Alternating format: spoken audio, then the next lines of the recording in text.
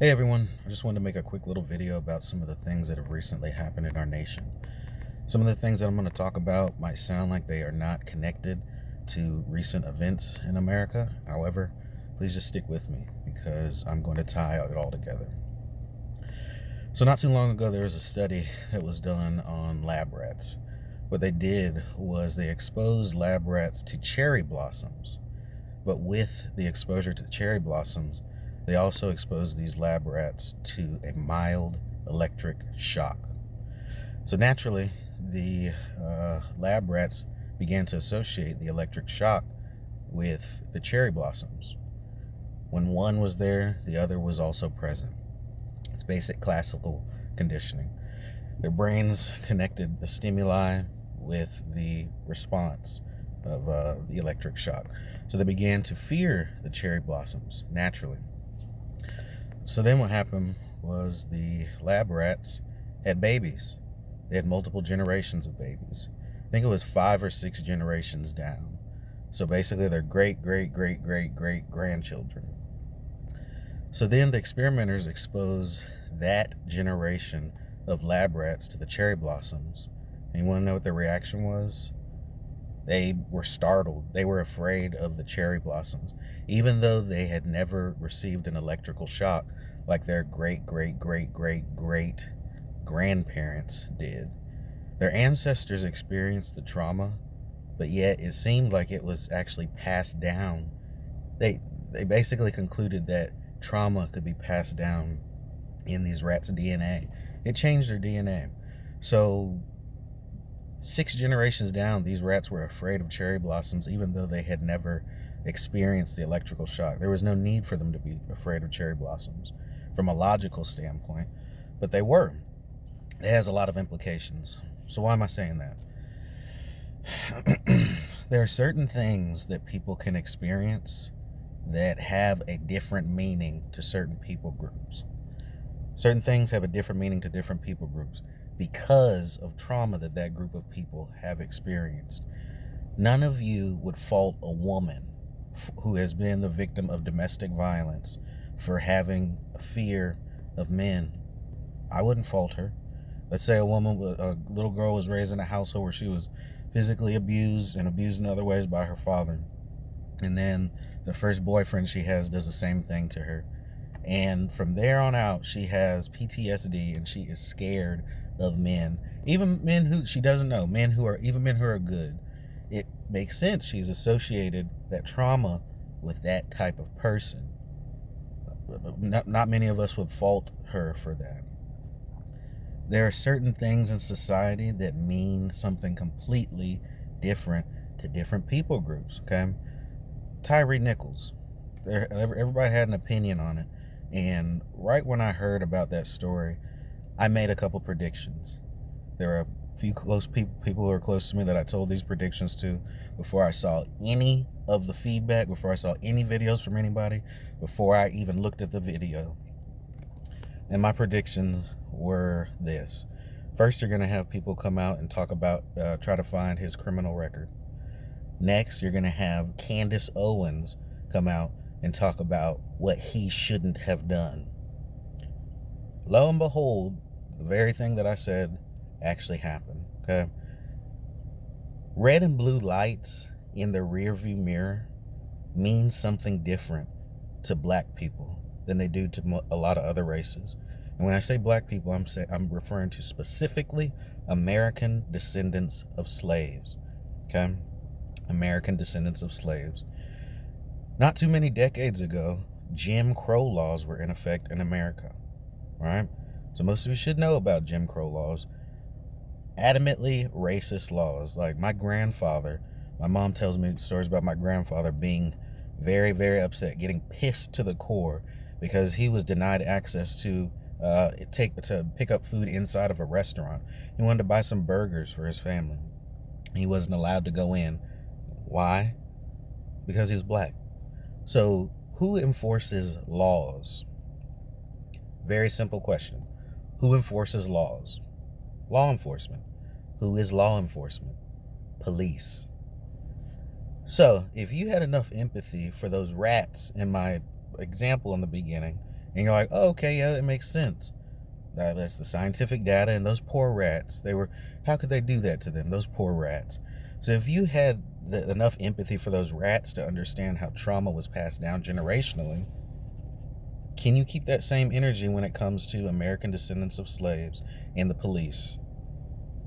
It's not something that a lot of people like to talk about. And let me preface this.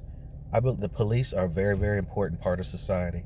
I think that a strong police presence is it's necessary to have a functional society. If you at home by yourself at night, ladies, and someone start breaking into your house, you're going to call 911. Men call 911. Women call 911. Everybody calls 911. Police are necessary. 100% is my personal opinion. However, overlooking the history of the police and the black community, ADOS, American Descendants of Slaves, is supremely intellectually dishonest. If Jim Crow laws were racist and law enforcement is done by police, is it safe to say that police were racist? It was a racist organization during the time of Jim Crow laws. If you're a police officer right now, I'm not saying that you're racist. I'm not saying that you're innately racist. We're talking about history here. You know the origin of policing in America, especially in the southern states? It was slave patrols. Slave patrols. Like groups of white men who it was their job to patrol slaves and to instill fear and to prevent slave uprisings. If you don't believe me, look it up. So those rats, 6 generations prior, the trauma that they experienced impacted the behavior and the response of their great grandchildren. So a lot of y'all say, none of you black people alive right now were slaves. None of you experienced the trauma of your ancestors. So what are you talking about? Why do you have an issue? Y'all, look, if you had that energy for the rats, you need to have that for black people. Some of y'all literally have more empathy for animals, because as evidenced by your ability to understand that logic with the rats. But when it comes to black people, it's just like, no. Look, the red and blue lights mean something completely different in the rearview mirror of ADOS, of American Descendants of Slaves. It does. They just do. Okay? And to those of you that say, well, it's like there's the benefit of the doubt is given so much of the time. Like, you got to ask yourself, well, why are so many black people lying?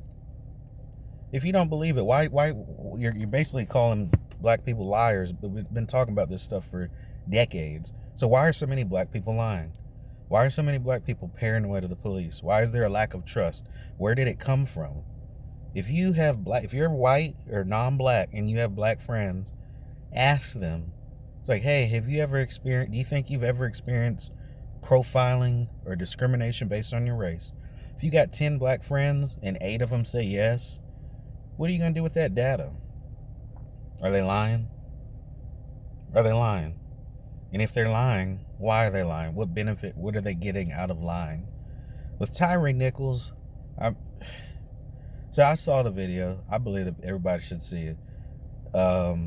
Because this stuff has been going on for quite a while, and black people have been talking about it for quite a while. We got cameras now. We can document it. We can record it. So one issue with police nowadays is the concept of pain compliance.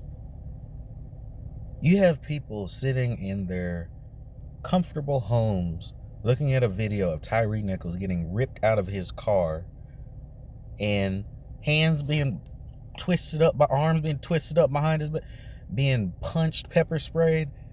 Like, when you use pain to try to get people to comply, what is the natural reaction to pain? Just think, from a logical standpoint, what is the natural reaction to pain? If someone sneaks up behind you and shoves a nail in the small of your back, and then you react, you say, ow, and then you push away, and then they say, stop resisting. What do you think that makes sense? If somebody cracked you on the back of the head with a baton and you reacted and they said, stop resisting, you think that would make sense? You ever had pepper spray? When I hear people say, well, if you just follow the orders, if you just follow the commands, you'll be okay. No, that is not true. It's overly simplistic, and it incorporates no sense of nuance. That's no different than me saying that, well, if women just dress modestly all the time, they wouldn't get RAPED. There's more to it than that. You can't just say, like, just because if you comply that you're not going to get beat up. That is not true. What y'all think about the dude? And this happened years ago. There's like how many examples do you need? If you go online, you will find so many of this. What about Eric Garner? His hands are up with a guy on a chokehold around his neck. He's dead. And the same crew, Candace Owens and all of them, come in and say what he should have done. Well, he shouldn't have been selling cigarettes. There is no other profession where when a death happens, that the victim is the one who is blamed. No other profession. If there is, I want to know. If you work at a psychiatric hospital and one of the patients gets physical and you pick them up and body slam them and their neck breaks, and then one of your coworkers comes in and they say, what happened? And the body's laying there on the ground, and you said, I feared for my life. They came at me. I feared for my life. You think that would get you off the hook? You think HR would take that excuse? No, you would be convicted. And people would say, well, you had training, didn't you? Well, you knew the population that you were working with, didn't you? But with police, you have men and women who have training, a gun on their hip, a badge on their chest, which represents authority. And they are dealing with untrained population, untrained civilians who are naturally afraid. White, black, Hispanic, Asian, anything and everybody who are natural. It's natural to get nervous when you have armed people around who you just don't trust. And for ADOS specifically, we already talked about the connection between trauma of ancestors and how it can be passed down. Okay? So if you don't want to accept that black people getting it rough from the police now, at least you can't refute what happened during Jim Crow. The further back you go in history, the worse it gets. Okay? So there's no other profession where you can say, I feared for my life, and it will be valid, and it'll be a valid excuse for the other person being dead. They ripped TYRE Nichols out of that car. The first interaction, open door, yanked him out, talking about they're going to break his arm. And to the people that say he should have followed the commands, they gave him 71 commands in the 13 minutes. Okay? 71 commands. Some of the commands were contradictory. How are you supposed to show your hands when your hands are being held behind your back? How are you supposed to get on the ground when you're already on the ground? What are you supposed to do when what the natural reaction to pain is resisting pain, right? So you're getting pepper sprayed and punched at the same time. A cop comes over and kicks him in the face with his boot multiple times, to the extent that when that cop walked away, he was limping as if he was injured from kicking this man in the face. How do you follow all those orders? Being pepper sprayed. What's the natural? You just gonna stand there and smile if you're getting pepper sprayed? You who are listening, you think that would be your reaction? If you're getting punched, do you think you would just sit there, just stand fast, just hold still? Is that the natural reaction to pain? That takes it. That's the. It would take that logic. That using that logic in another situation makes absolutely no sense. Let's say that you put your hand on a hot stove, the eye of the stove, and every time you moved your hand off, someone cracked you with a baton. And they said, we'll stop hitting you with this baton when you keep your hand still on that stove. You know it makes no sense. The natural reaction to pain is to try to escape it. The natural reaction to pain is to try to escape it.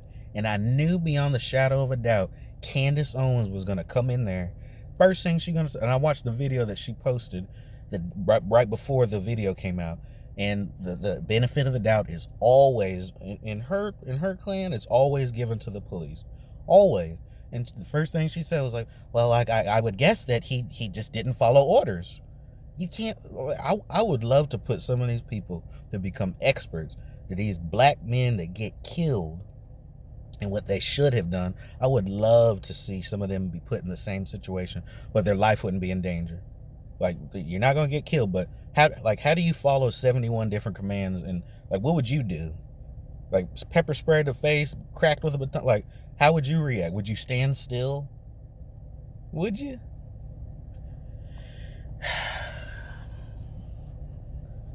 It's a sad thing, y'all. It's a very, very sad thing. Everything doesn't mean the same thing to different people. There are certain traumas that certain people groups have not had to experience. And I'm glad that you didn't have to experience it. If you are Caucasian, it's most likely, like, you did during Jim Crow, that didn't affect your ancestors, all right? That's just reality. That's objective reality. Slave patrols were for slaves. Slaves were who? And don't talk about the Irish. The only time people want to talk about other people groups and how they had it bad too is whenever people talk about ADOS, American Descendants of Slaves. If we're talking about Jews and the Holocaust, nobody brings anything else up. If you're talking about Japanese internment camp survivors, nobody brings anything else up. If you're talking about Native Americans and how their land was taken and how they were just stripped of their identity, nobody brings anything else up. But you talk about slaves, then we can talk about everything else. Each people group's atrocity can stand on its own. It can stand on its own, and it doesn't need to be compared to anything else. It doesn't need to be. Okay? Some of y'all will say, "Well, Jonathan, the cops were black." And you want to know what I find very interesting? Back when George Floyd was killed, I'll go back to Candace Owens. George Floyd and TYRE Nichols have something in common. They both cried out, "Mama." When George Floyd said it, Candace Owens is going to come in and say, "Well, he wasn't calling for his mom. His girlfriend's nickname was Mama." What's the point? What's the point? So, when George Floyd was killed, and there was a lot of talk like Black Lives Matter, Black Lives Matter. Now listen, I am not talking about the organization Black Lives Matter when I say this. I'm talking about the statement, the phrase. Because if you watch any of my content that I post on my YouTube channels, you know that I'm a huge proponent of the nuclear family. And I do not agree with Black Lives Matter view on the nuclear family. They said in their original mission statement that they wanted to topple the traditional view of the traditional ideology of the nuclear family. Mom, dad, and children.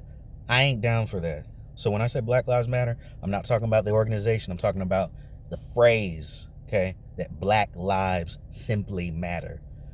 When people were saying that, a rebuttal that people would say is blue lives matter, okay? What color is a blue life? Hello? What color is a blue life? A blue life can be Caucasian, white. A blue life can be black. A blue life can be Hispanic. A blue life can be Asian. A blue life can be Native American. It can be any color, okay?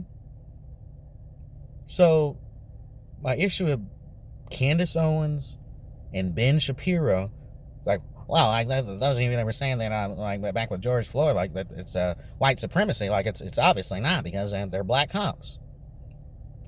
It was never, in my mind, it was never a white supremacy thing. It was a police thing.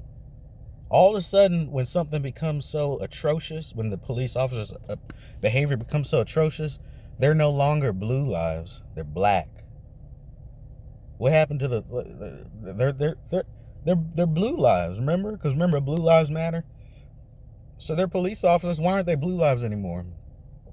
They did something so bad that was so obviously wrong. All of a sudden, they're black. Read between the lines there, please. Those are blue lives. It's been a police thing. So you will see police brutality has been an issue for a long time, and it has been an issue specifically for ADOS, American Descendants of Slaves. That does not mean it hasn't been an issue for other people groups. I've seen videos of white dudes getting trashed by cops in cuffs, getting slammed on their brain, on their chrome dome, getting a traumatic brain injury, and they're done for the rest of their life. So it's an issue of ego, badge on the chest, gun on the hip, absolute power just about. And there's a scripture in the Bible that says many of you should not desire to be teachers because teachers will receive double judgment. Having that much power can be dangerous. I said in the beginning, police officers are necessary. They're necessary. Okay? But that much power can be dangerous. It's completely built on the foundation of that person's character.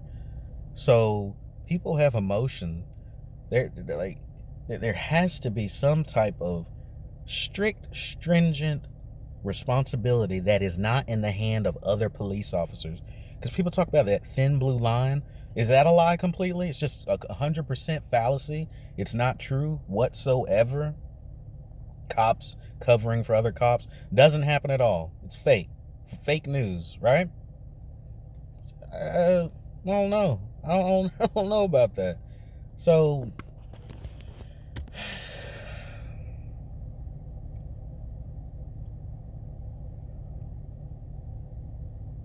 good police officers have a moral and ethical obligation to rat out on the bad police officers. I saw a video the other day of a former Memphis police officer who said himself, he's like, I would have ran. He was like, I would have ran if I was him too. Like, you sitting there, you get pulled over and get yanked out of your car, get told all these contradictory things and getting beat up. Like, I would have ran too. And y'all, the officers lied. Like, they said that they pulled him over for reckless driving. And then the police chief said that there was no evidence of it. What does that mean? On the radio, you hear them saying, well, what was he pulled over for? And they just pause. Just silence. It's like that Homer Simpson gif getting backed up into the bushes. Just like, uh-oh. Like, they got nothing. And then they say reckless driving, but there's no evidence of it. And then his parents are told that he was just pepper sprayed. Look up a picture of him in the hospital. I dare you. Look it up. Imagine imagine your son in that condition. You get a call saying that he was pepper sprayed. I don't care if you white, black, purple, pink, teal, whatever. Imagine your son looking like that, and then you getting told, well, we just pepper sprayed him. You know you wouldn't have it. So how many of these situations are going to happen in order for you to believe that this is an issue? How many? How many are you going to have? This guy didn't even have a criminal record. And it's crazy. Like, a lot of people scrounge around. That's the first thing they want to look for. This guy didn't have it. So this situation is going to force a lot of people to acknowledge some realities that are not easy to acknowledge. All right. So where do we go from here? I don't have all the answers, but I know that in order to solve a problem, first you have to admit to it. You have to do assessment and then diagnosis. We're not even in the admission phase. Like, reconciliation cannot happen unless admission has happened first. Reconciliation cannot happen unless recognition has happened first. It ain't gonna happen. It is not going to happen. So you hear talks of like riots and stuff. Violence is bad. But you ever ask like why people are so upset? Why? Look past the behavior and just ask yourself why. Why are people so upset? Y'all, listen. I guarantee you that if you ask some open-ended questions to your black friends, you're going to find out that a good majority of them have encountered some sort of discrimination. Some of y'all don't want to know. Some of y'all don't want to know. When I was working on my graduate degree at the University of Tulsa, at the University of Oklahoma, the Tulsa campus, I was playing pool in the student lounge one day. Campus police comes in, has his hands on his belt. I'm the only one in there. Nobody else in the student lounge. I'm playing pool by myself.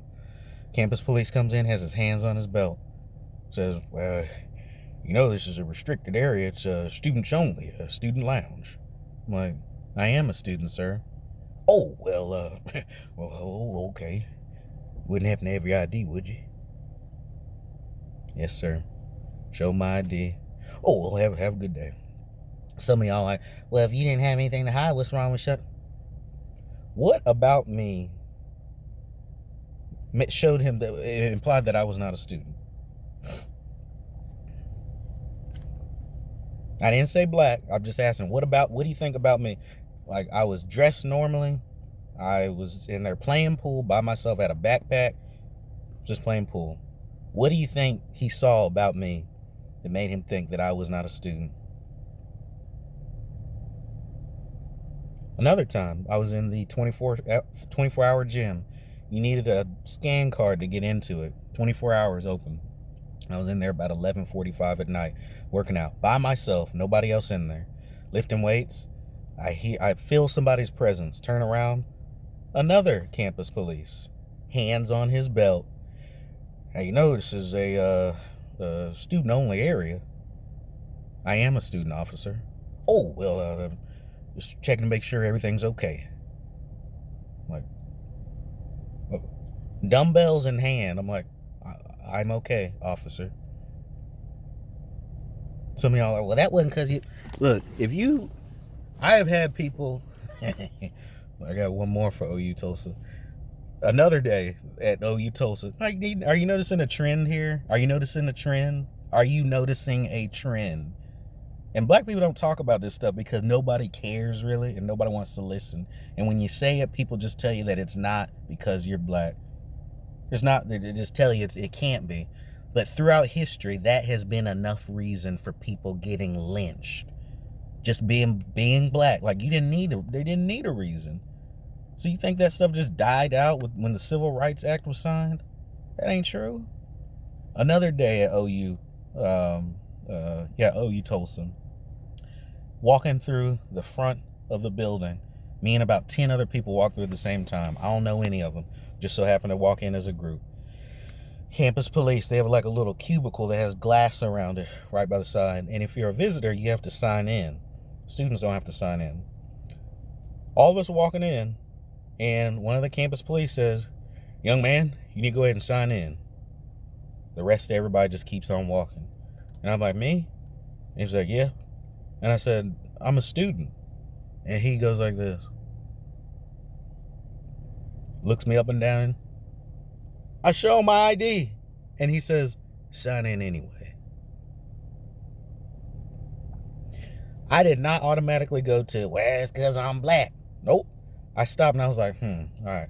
So what were some things about me that could have potentially made him think I wasn't a student? And this is before I showed him my ID. Like, maybe, was it clothes? Like, no, I'm business casual. I got a backpack on. Yeah, was it clothes? Like, no, I'm business casual. Was it gender? Like, no, it looked like it was about half male, half female. Did I not look like a student? Like, I had a backpack on. Like, what? Anything else? One thing that made me stand out was everyone else in the group was white. I told that story to one of my friends, a white lady, and her response was this. She wasn't there. She said, Jonathan, that wasn't because you're black. It was God trying to show that police officer his love through you. Look, if you can be absent from a situation and have enough, you think you're in a position where you can judge and say whether something is because someone's black or not, what does that say about privilege? If you cannot be there and then say, well, it wasn't because you weren't even there. So why are so many black people lying? Why? answer that question. WHY. Why are so many black people lying? In that scenario, that's 3 different scenarios at school where I am like, it's like people don't think that I'm a student, even though I've showed my ID in 2 of those scenarios. Why? Why? I want a valid answer. And racism and discrimination is one of the easiest things to refute, because all you have to say is, well, it wasn't because you're black. It wasn't because you're Hispanic. It wasn't because you're we don't have any problem with other people groups identifying targeted hate. Well, the Asian hate crime bill. Okay, it's okay to talk about that group, and there's nothing wrong with that. There's nothing wrong with identifying hatred that is directed to them. But look, there are people alive today that witnessed lynchings, who participated in them. Some of your grandparents probably did, and that's not your fault. What I'm saying is that things are passed down the same way with those rats in the beginning, the same way that trauma is passed down generationally, so can ideologies. Ideologies can also be passed down generationally. ADOS have experienced things in this country, have experienced psychological conditioning. How do you think that slaves educated their children about slave patrols, the original police? How do you think that black families who were alive in the 40s, 50s, and 60s, where you could literally be lynched for just being black, like literally, they had sundown towns. Everybody didn't have to deal with sundown towns. Look it up if you don't know what it is. Look it up. Sundown towns. Yeah. Everybody didn't have to deal with that. There is so much fear that ADOS have experienced, and a lot of it is directly connected to the police. And some of y'all might have an issue with me saying just ADOS, but I'll tell you this. I saw a video with Muhammad Ali, and he said he was mad that he wasn't allowed access into a restaurant. This is right after he won his gold medal. He tried to go to the restaurant. The owner called him the N-word and said, "You're not welcome here." Then he went out. Went and got his gold medal, and he came back, and he said, "You're still not welcome here." And Muhammad Ali said he saw an African man, like an African immigrant, wearing like a dashiki. He said he had a headdress on, had like a full dashiki on, and the owner, the racist white owner, saw that man and said, "He can come in. He's not a Negro." Read between the lines on that. So every people group that has experienced something bad that is related to race, there's nothing wrong with you talking about it. There is nothing wrong with you talking about it. There's nothing wrong with other people talking about their issues. There's nothing wrong with black people, American descendants of slaves, talking about our issues. And to say that there has not been any issue with policing and black people, when I say policing, I'm talking about white police, black police, Asian police, Hispanic police, Native American police, blue lives. If you're going to overlook that, I don't know what to say. And part of me thinks some of y'all don't even want to know, because you don't want to feel like you're held accountable for it. You don't have anything to do with it. But the same way that if someone was observing a lynching and they didn't participate in it, and they just stood off to the side and didn't say anything, they might not be as guilty as the person that hung the rope. But depending on your level of moral reasoning, just saying. Anyways, I appreciate y'all for listening. If you lasted this long hearing me jabber. Yeah, thank y'all for listening. I hope that you listen to this with an open heart. Appreciate you guys.